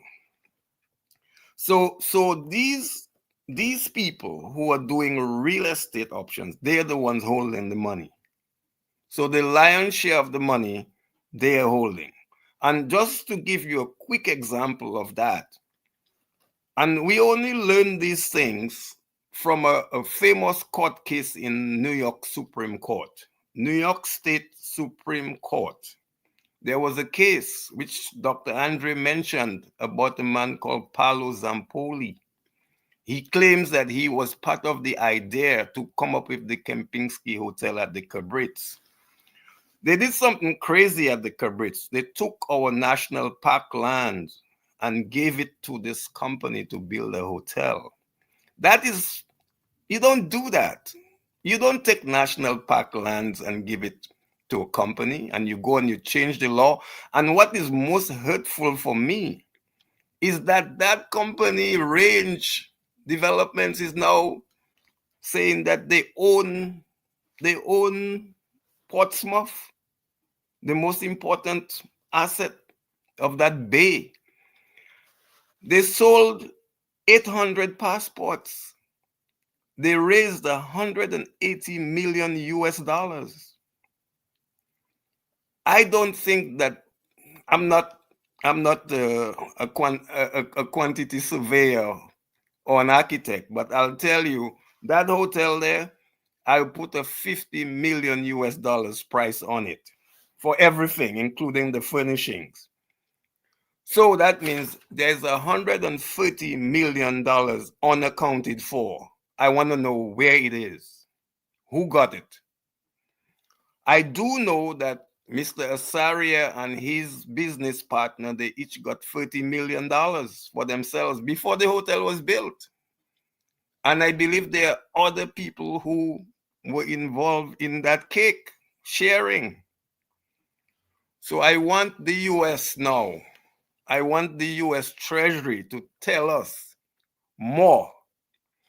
And here's the last thing to the caller. The US government in the last few weeks have made a statement that the CBI, there are people who have benefited a lot from the CBI and they know who they are and they know where the money is and they will make that public. That is what is rattling the leadership in Roseau today. That Uncle Sam one of these days is going to say some things about who has the money and who are the politicians in Dominica who have benefited from bribes and kickbacks from the CBI money. I just want them to think about that. Okay, excellent. Thank you for answering this lady's questions, Crispin.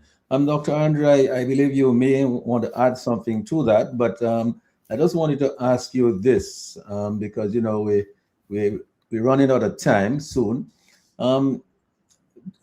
We've seen the actions of the U.S. in the Caribbean targeting Venezuela. Even up to the most recent action is that a loading facility on Venezuelan land got bombed by the CIA.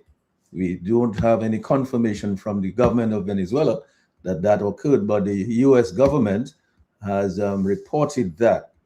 Does it appear imminent that Nicolas Maduro will be out of office in Venezuela in the not too distant future? Because look at the accumulation of assets, of military assets in the region. That cannot be something of a one-off. That has to be that the U.S. is there for the long haul. And so what is envisaged would be a new Venezuela government's attitude to collaborating with OECS countries. I don't know whether you might be able to address your mind to that, Dr. Andre. Well, look, but you're absolutely correct. The U.S. has amassed a significant and considerable amount of military assets in the vicinity of Venezuela. Now, that will cause a number of, that will have a significant range of consequences in the Eastern Caribbean. Bear in mind, as we've alluded to already, that many of these island governments, they have close ties with the Venezuelan government, purely out of self-interest. Make no mistake about that, purely out of self-interest. Ask yourself, how has PetroCaribe benefited Dominica?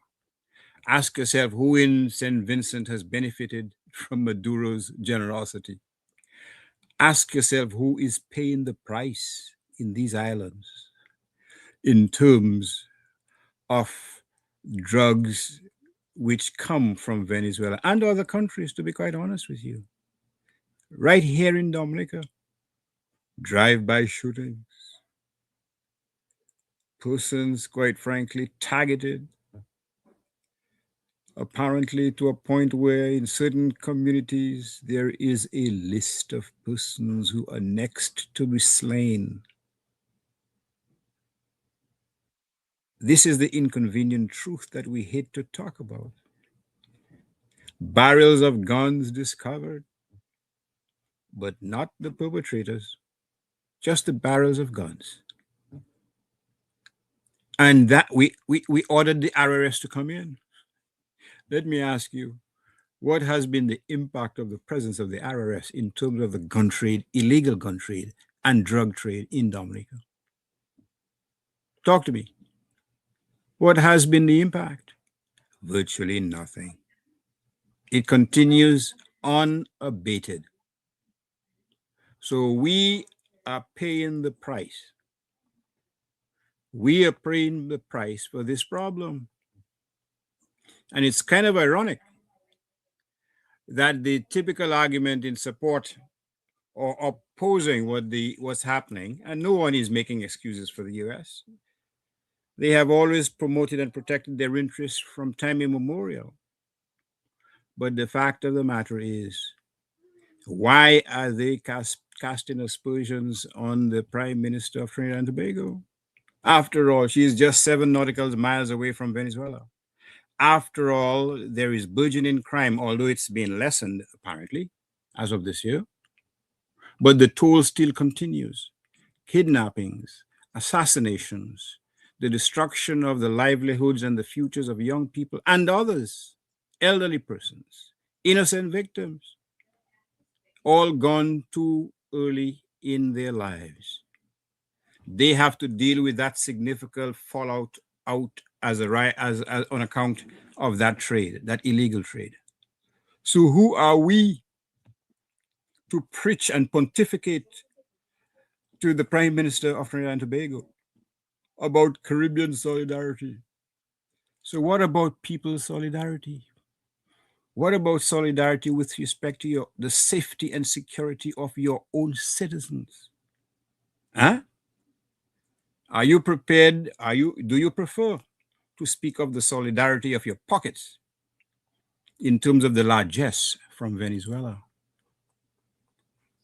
So the Caribbean leaders can pontificate about Caribbean solidarity. Oh, we speak with a vulnerable peace in our land. Peace in our land? Go tell the people in Silver Lake about peace in their community. Go tell the people of Wesley about peace in their community. Go tell the people in Portsmouth and Marigot and elsewhere. Oh, we're enjoying the peace in our communities. No, these communities are being destroyed by the scourge of drugs and guns and gangs. And apparently everybody knows. I must ask Pastor or Reverend or Father Sharpless about this, what he thinks about this that is eating away at Dominica. Nobody sees, nobody knows. In his community, 2 persons dumped over a bridge to their deaths. But nobody sees, nobody knows. We don't know if there is an ongoing investigation. We don't know what's happening. Perhaps I'm wrong. Perhaps someone has been arrested. I don't know.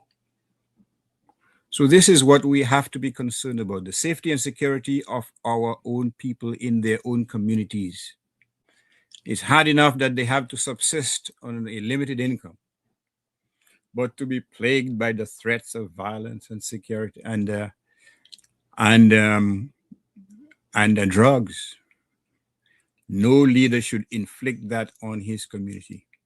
That should take precedence over regional unanimity in terms of Venezuela and the United States. And now they couldn't have chosen a worse person to support. Did we say Maduro? Is that his name, Mr. G? I forgot his name already. Are we talking about Mr. Maduro? Yes. Is that the one who lost the election and refused to release the results? Is that the one who we are going head over heels, we fall in love with? Huh? And we're talking about peace and sovereignty. That's what the president says. Sovereignty, respect the sovereignty. The man is ready to go after Guyana, take 2/3 of Guyana, the Essequibo region. Why? Because of oil. Anuka Dimakot. We have to express solidarity and we have to express concern about the maintenance and respect for the sovereignty of Maduro. This is nonsense. This is upside down. And we should not apologize by saying we cannot support that errant nonsense. It doesn't assist our people. We should not equivocate about that position because it is the right position. The position should be to support the interests of your own people. And as Ambassador Crispin will tell you, there are no lifelong friends out there, my friend. There's only lifelong interests. So, what happened to Maduro Zafé Douissa Gasson? It is what's happening to Dominicans on the ground that should be of our concern. Thank you, Dr. Andre. Crispin, the same question really goes to you.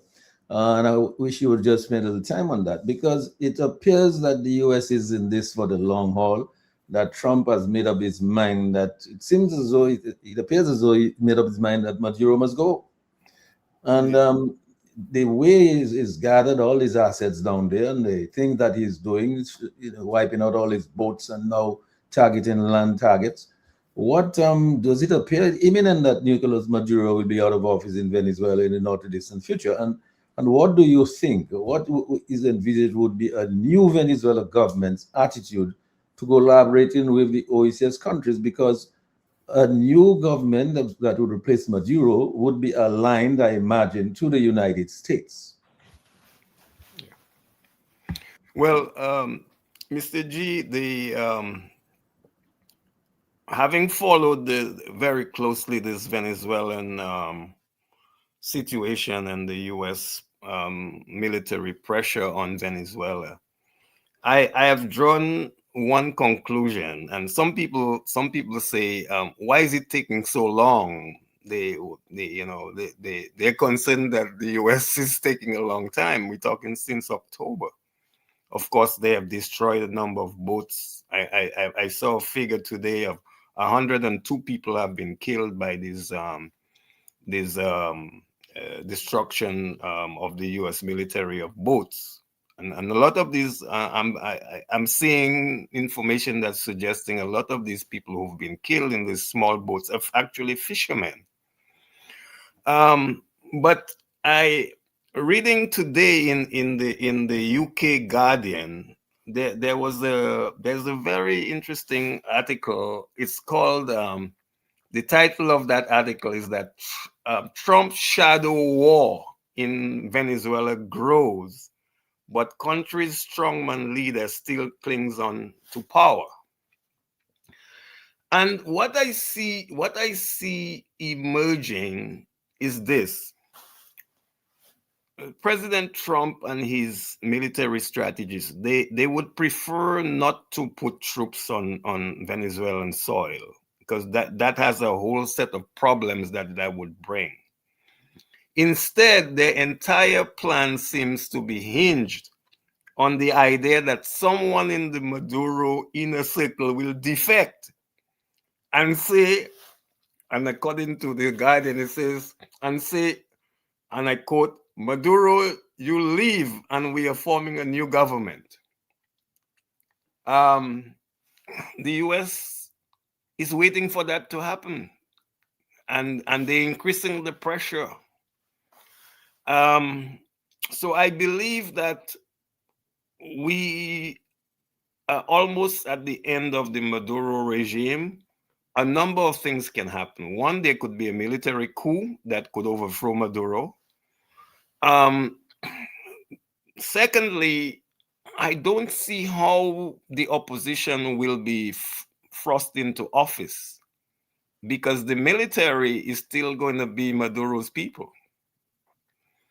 And as to whether the opposition forces can govern Venezuela after Maduro, I think Venezuela after Maduro is going to be like Iraq after Saddam Hussein was deposed by the US. If the US removes Maduro, I think it will be very difficult for another government to govern, because we might have close to a civil war situation in that country. And that is why I have been opposed to an intervention in Venezuela, military intervention. I would much prefer for Mr. Maduro to do the honorable thing and accept that he lost the election and he has to go into the opposition. But he doesn't want to do that. And that is the crux of the problematic that is Venezuela today. Now, people will say that one of the things that the US is after is the Venezuelan natural resources, oil and lithium and iron ore and bauxite and all of these natural resources they have. Yes, I would not I'm not opposed to that view. But I also think that Venezuela is a multi-party country.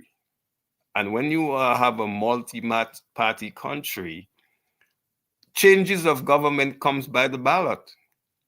And if you are in power and you don't respect the outcome of a balloting process, an election, which you lose, the honorable thing to do is to leave office. But that's not forthcoming. And that also creates a situation for a civil war in Venezuela. And so I leave it to the Americans. They know better. They have much more information than I have. And they know what, as Dr. Andre said, they know their strategic interests very, very well. And if I can only go by the history of how the US has exercised their strategic interests, they're not afraid to intervene in any country in the world. And who's going to stop them? So I think that what I would like to see is for the Caribbean countries to continue in some kind of dialogue with the US, although I don't think Mr. Donald Trump will listen to them, but they should at least make the effort. I have not heard of any Caribbean prime ministers going to Washington to try to at least have an audience with the president. And I wonder why. If diplomacy is something you value, why haven't you taken that? Why are you just relying on your ambassadors in Washington? They don't cut it. Heads of government need to come to the table and speak, but they're not doing that. They're all hiding. And that is the problem that I see, Mr. G. So I believe that the US will escalate the pressure on Mr. Maduro. President Trump has said his days are numbered, and I think the US has determined that regime change is the option. They're not saying it. They talk about narco traffickers. Yes, there might be some, but most of the cocaine coming, not so much into the US, because the cocaine doesn't, most of the cocaine is going to Europe anyway from South America. Some come into the US, but a lot of it is going to Europe. So I think that we haven't seen the final offensive. There is going to be a final offensive. It could be an intervention, a full-scale intervention into Venezuelan territory to remove Maduro. And don't forget that the CIA has been given full powers to use lethal methods. Lethal methods means killing methods. And we're hearing that this last thing that happened where a port was bombed, and we don't have full confirmation yet, though, because the Venezuelan government hasn't confirmed, and the Americans, they claim they have that, but they're not showing much evidence. And so there's a lot of propaganda going on. But I believe that the US is up in the ante. They have enough military hardware and in the Caribbean Sea to invade Venezuela. And I think they're going to do that. Right. Now, the other thing I was going to ask is this. It's possible that the reason why the heads of government in the Caribbean have not travel to Washington to sit down and have discussions? Is it because they're in bed with Maduro to a large extent? And is that because history has shown that they've had this relationship with Maduro? Now, secondly, the question I wanted to put to both of you is this. A change in government in Venezuela, if a new government comes in, do you envisage that that new government would want to enter into contracts with the other Caribbean countries in a similar way in which Chavez and Maduro had entered into contracts with oil and so on with the Caribbean countries? Or would they have to look maybe beyond that to Trinidad for their fuel supplies? Well, Mr. G, let me just respond to that, and I guess Dr. Andre will respond too. I think that the moment there's a change of government in Venezuela, it will spell the end of ALBA, and you know, the majority of countries in ALBA are the OECS countries. They're the 6 OECS countries. They're all members of ALBA. Strange enough, the rest of CARICOM are not in ALBA. So I think that there will be a new kind of arrangement and partnership with the Caribbean. There'll always be some kind of partnership of Venezuela and the Caribbean, because Venezuela sees itself as the major power in the sub-region. And they have the largest navy, they have the army, they have air force, they have the weaponry, and more. And don't forget, Isla de Aves, that we call Bird Island, they have a naval base there, chasing away fishermen from Dominica and the other islands from coming there.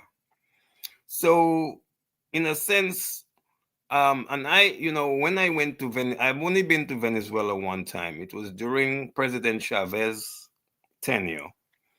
And a Venezuelan diplomat told me, if President Chavez were ever to make the mistake to give Bird Island to Dominica, he would be overthrown.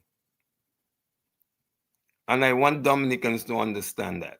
And I also say that because of Bird Island or Isla de Aves, Venezuela is our neighbor. So we got to pay attention to that and make sure when there's a change of government in Venezuela that we find a way to have a strategic partnership with the government of Venezuela, because Venezuela is an important country that we can't ignore in our in the southern part of South America. So, Mr. G, I think that a new government will emerge in Venezuela. We just don't know what is the character of it and whether there will be a civil war in Venezuela after Maduro goes. These are some of the things we need to start focusing on. What happens if the US intervenes and so on. Thank you. Thank you. Now, Dr. Andre, we all recall that Rosie Douglas is the leader of Dominica who had championed the cause of Dominica having ownership of Bird Island. But I believe this regime in office now sort of conceded that to Venezuela and agreed, well, and then the rest of the world has also recognized Bird Island as part of Venezuela. But, what do you think? What do you think would be the situation if there is a change in regime, which it looks like it may be inevitable at this time? Well, what do you think could happen in terms of the relationship with the OECS countries in particular? Let's not forget that Dominica's leader played a lead role in bringing the other OECS territories into ALBA.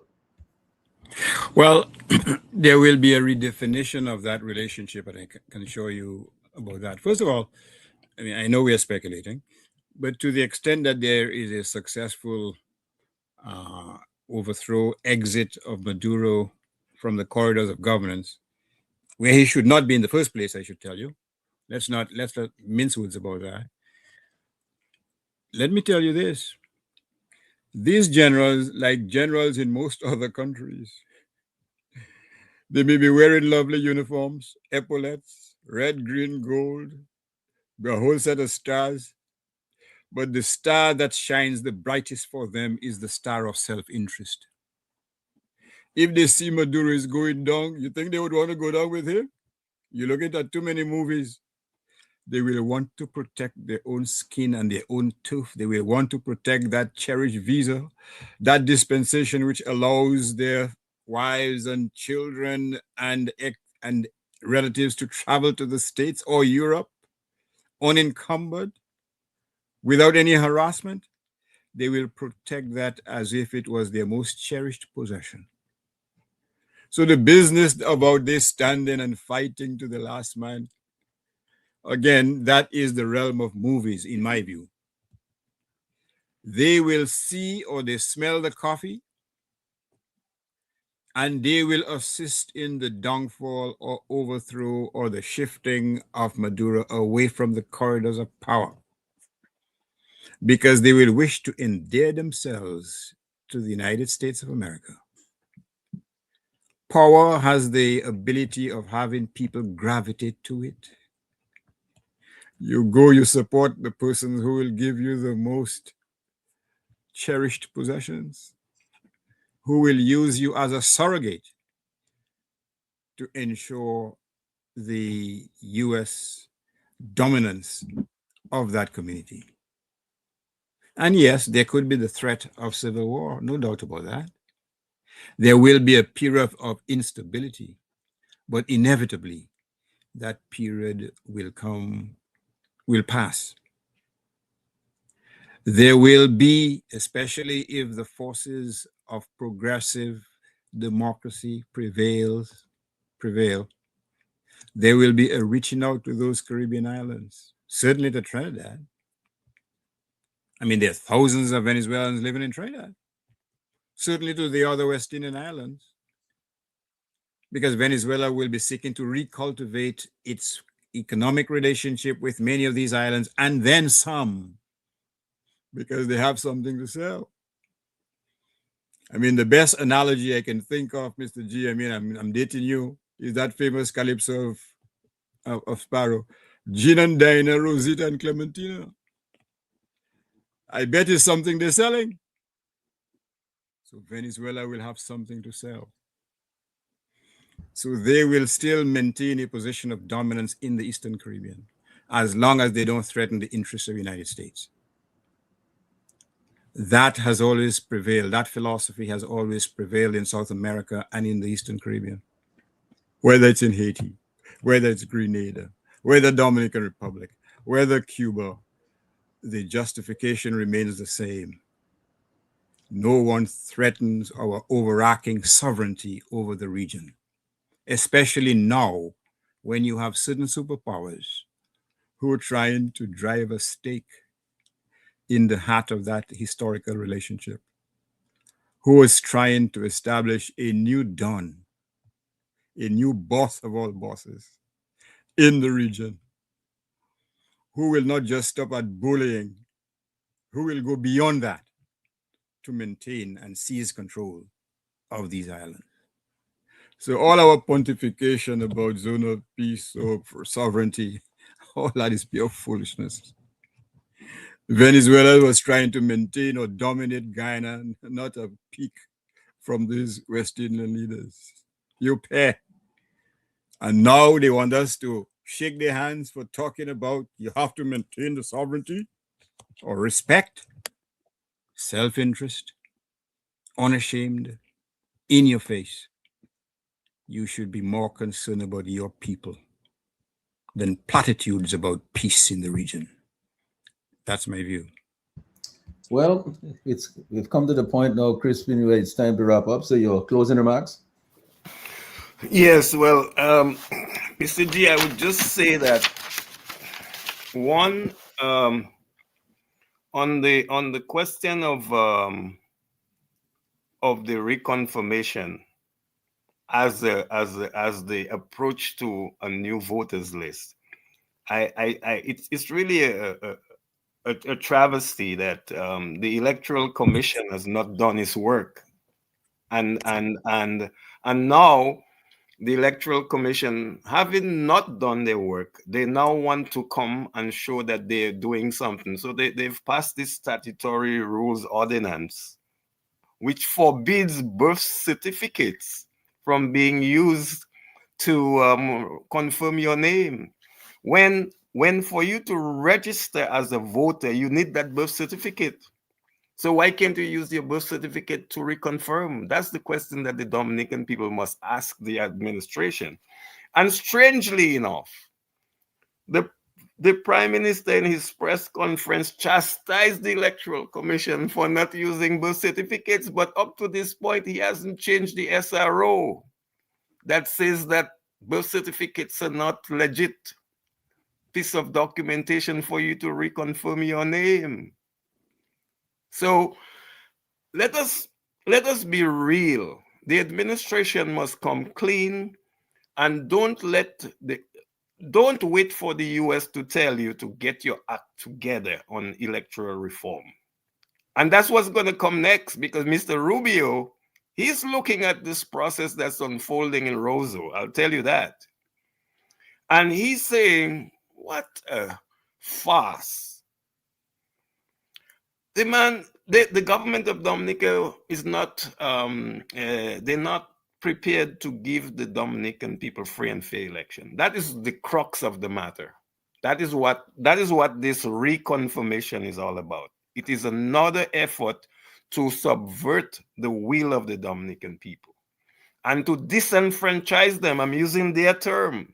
That's the government's term. They like to say, oh, we don't want to disenfranchise no Dominicans. But that's exactly what you're doing with this so-called farce of reconfirmation. Mr. G, thank you very much for having me this evening.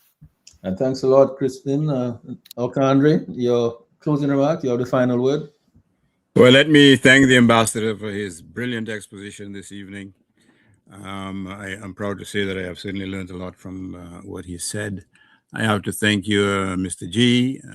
I know that you must have paid a big price for hosting these programs, quite frankly. I don't think they like your head.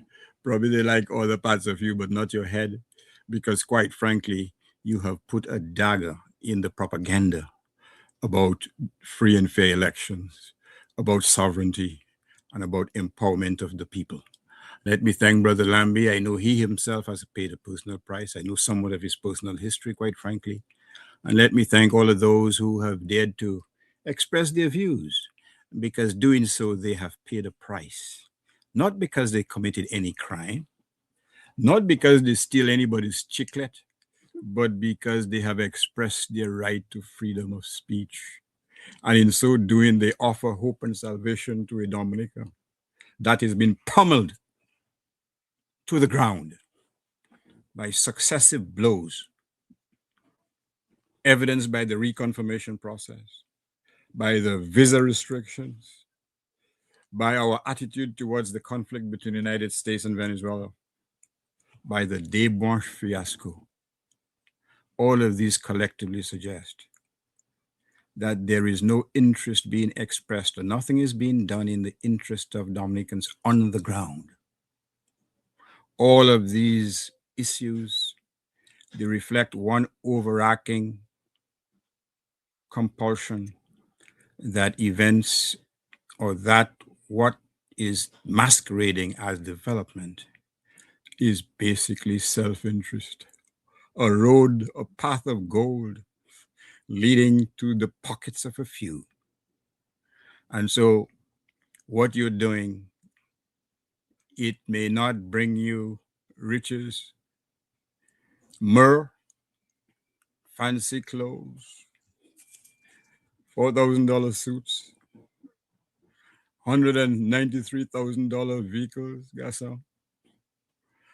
Over 6 figures paid for a vehicle to drive your children are not young anyway, to school. And persons cannot get a 10% increase in their salaries. Pensioners grasping, being kept afloat by their pride, will not dare to speak openly about their plight. because we know that the axe of retribution will fall heavily on their necks. Many persons are cowed into silence because of the punitive nature of governance in Dominica. Never in our history, not a single leader in the past has evidenced that degree of ruthlessness in terms of caring for people. Not even the time of year can warm the hearts of vengeance, of punitive measures. And so we hope with this, the passage of this year, which we might as well try to forget, although we can't, that there is a glimmer of light in the distance, a glimmer of hope, that persons who hitherto had been shy to speak truth to power, to speak about their lived reality, will find that the time has come when they must join arms and add their voices to talk about the reality which exists in Dominica, not in the USVI, not in New York, not in Antigua, not in Guadeloupe, not in Martinique, but right here in Dominica. So thank you for the opportunity, and good night to you and to your listeners, Mr. G. And thank you, Dr. Andre, for bringing the final curtains down on the program here tonight. Thank you, Crispin.